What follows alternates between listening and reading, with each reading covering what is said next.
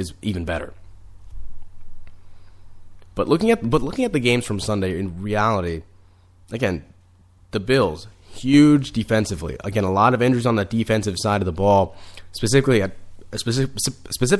the secondary, where they don't have their starting cornerbacks. Jarius Byrd, one of the top five safeties in the league, in my opinion, is not playing due to a foot injury. And they still hold the Ravens pretty well offensively. They only had 23 minutes of possession. But to get 5 turnovers on Joe Flacco, don't get me wrong, 5 turnovers that's a statement. That's saying this Bills defense is for real. They may not be able to stop them in terms of yardage, again, statistically. But when you turn over the ball, the Bills need to capitalize more on these turnovers. 5 turnovers on the day and only 13 points. That's a problem.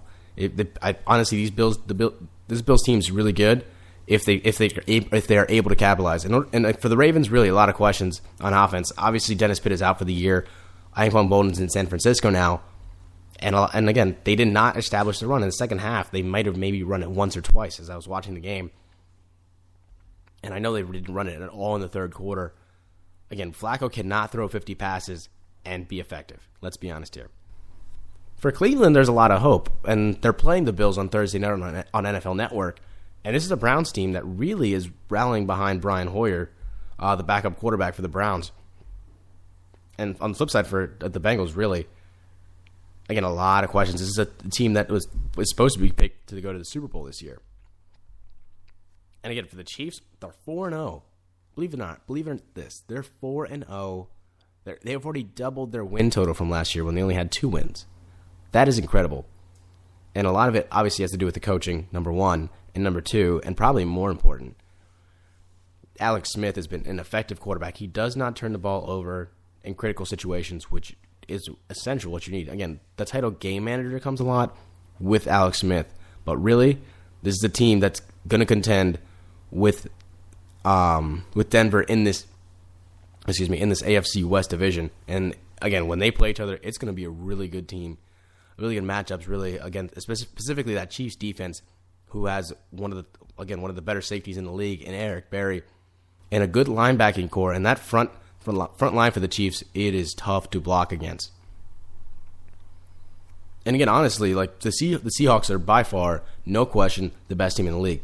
When you defeat a Texans team, when you're down 17 on the road in the second half, and put up 17 points in the second half, huge, making the most out of those opportunities, specifically when matched out through that poor pass. Richard Sherman was able to hop on that opportunity, pick the ball off, and ran in the back of the end zone for a touchdown.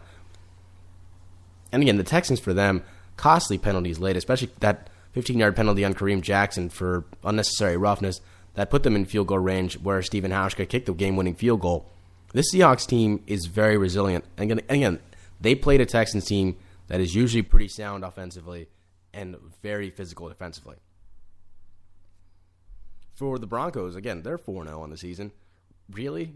This is a juggernaut offense. There is no question about that. Like I said, Peyton Manning, 16 touchdowns, no interceptions to start this season.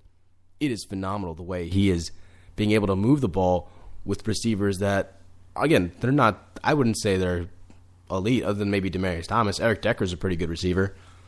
But, there's once he starts developing connections, especially with Julius Thomas, who's an underrated receiver, this offense is going to be really great. And again, I saw people tweeting this when they play the Chargers. I don't know, this score might be really high. Maybe as the USC and Arizona game over the weekend, Arizona State, excuse me. And honestly, this is a Broncos team.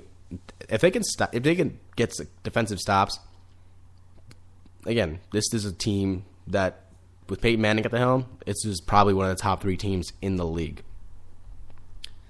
And for the 49ers, they're back at 2-2, huge win. If they had dropped to 1-3, it would have not been good for 49er fans.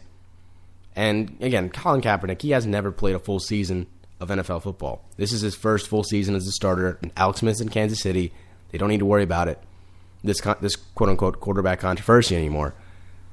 For the 49ers, again, their schedule looks pretty good the rest of the way. Again, it's a tough division. But again, they're going to have a tough test next Sunday night on NBC when they play the Houston Texans, who are obviously upset at their loss with Seattle.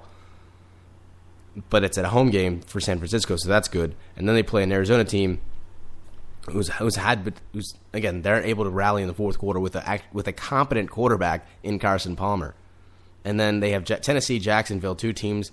Again, Tennessee's a pretty good team, but I still have a lot of questions because of who they played. And for Jacksonville, they're just an awful team. And now, coming off the bye, the Niners play Carolina, New Orleans, two huge teams in the NFC who have playoff potential. And then at Washington against St. Louis and another rematch against Seattle. But at this time, it's going to be at Candlestick Park out in San Francisco. All right, we're going to take a short break. But when we come back, we're going to talk about some college football. A lot to talk about, specifically with the firing of at USC with Lane Kiffin. You're listening to the Spicy Sports Show with Sam Cerrone on Spreaker Radio.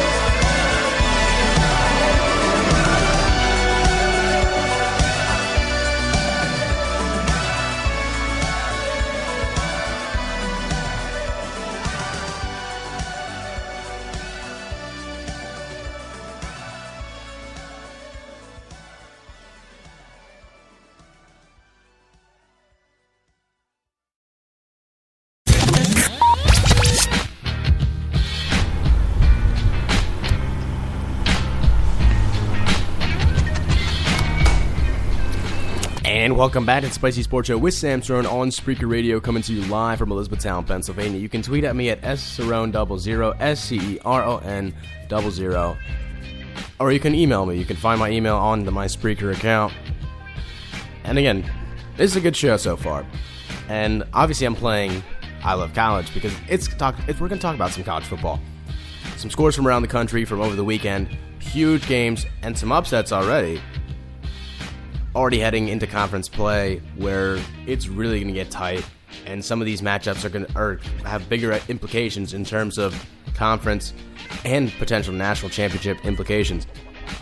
So, without further ado, we can talk to college. We can go straight to college, starting with Thursday night's game. Actually, today's game, between Fresno State and Hawaii. 25th ranked Fresno State, 4-0 in the Mountain West Conference to start off the year. Huge win over Boise State last weekend. And they beat Hawaii. They get by them 42-37. Hawaii, pretty good offensively, but Fresno State's even better. They're a good team. They're a dark horse team, in my opinion, that can bust the BCS if they go undefeated. Their schedule has favored them. They've had quality wins over Rutgers and Boise State. Again, they have to win their conference and really start to blow out opponents that aren't really as good in the Mountain West in order to really get a strong consideration for a BCS bid in the last year of this conference. Moving down to number 1, Alabama. Again, a lot of questions after that really not great performance against Colorado State. But this is a huge statement win over 21st ranked Ole Miss, shutting them out 25-0. When you shut out an SEC team, again, they're really good defensively. But that good, that's scary, considering that Alabama wasn't really good offensively in their own right. A lot of field goals in this game. But when it came down to it, Alabama is the best team in the country right now. And Roll Tide. They are rolling over opponents. When you play an Ole Miss team, again, a lot of good young players. But Alabama's very experienced. Obviously, A.J. McCarron is a really good quarterback. But again, he had an off night against a really good SEC defense. So moving forward, again, for Alabama, they're going to get tested more and more, specifically late in the season when they play bigger opponents. Number 2, Oregon blew out Cal 55-16. This is a team, realistically, that is so good. Again, Cal really isn't that great. But this is a team, at the end of the day, Marcus Mariota, again, Heisman hopeful, really didn't play too hot. But when your team rushes for over 200 yards on the ground, they're an explosive offense. They get stuff done early and fast. They put up 27 points in the first quarter, and it was over from there. 55-16 final in Eugene. Clemson, what a game that was. 56-7 blowout over Wake Forest. Taj Boyd eclipsed 100 touchdowns in his Clemson career. Taj Boyd is, again, another Heisman hopeful, and they're not blowing games against teams that they shouldn't be blowing them. This was a great win for Clemson, again, asserting themselves as a top 5 team in the country. Number 4, Ohio State had a huge test. Braxton Miller coming back for Ohio State, and he came up big in this game. Ohio State on top, 31-24 final over a Wisconsin team that's pretty good in their own right. Rallied late with 10 points in the fourth quarter.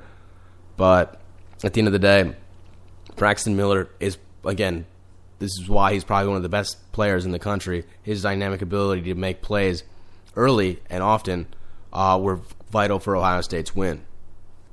Kevin Hogan and the Stanford Cardinal, huge win over Washington State, 55-17. They're just pouring it on offensively. This is an offense that I think can get better. I mean, Kevin Hogan's only, I think, a sophomore. But honestly, the former Washington, D.C. area product, he's very good. He's probably going to be a really good NFL draft pick when he comes out. And because, again, he can make the short passes. He looks just like Andrew Luck in some ways in terms of making precision passes, having that NFL arm where he can just chuck it down the field. He can throw it 60, 70 yards.